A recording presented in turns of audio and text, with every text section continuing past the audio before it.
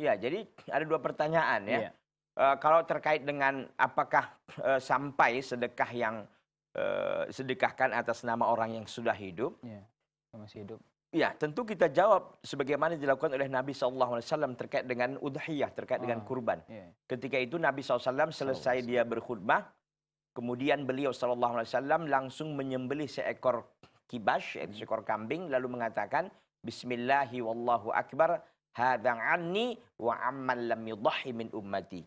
Ini dariku dan dari orang-orang dan dari umatku yang tidak berkurban.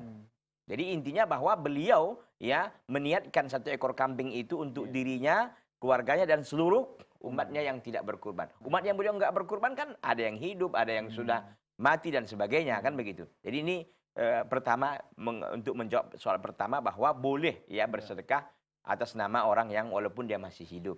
Satu, yang kedua, kalau terkait dengan ibunya itu ada hadis dalam riwayat Muslim bahwa Sa'ad bin Ubadah bertanya kepada Nabi SAW. Inna ummi tufiyat, ibuku meninggal, wa ana ghaibun anha. Aku waktu itu tidak berada di sisinya, artinya pergi sapar dia, meninggal ibunya dan dia tidak ada berada di sisinya. Ayam fa'uha in tasaddaqtu bihi anha? Qala na'am.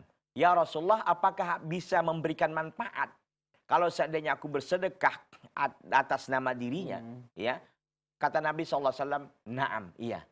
Jadi ini dibenarkan ya. Kalau kita bersedekah atas orang yang sudah meninggal, atas nama orang yang sudah meninggal, dan ini dikatakan oleh para ulama ijma'ul ulama.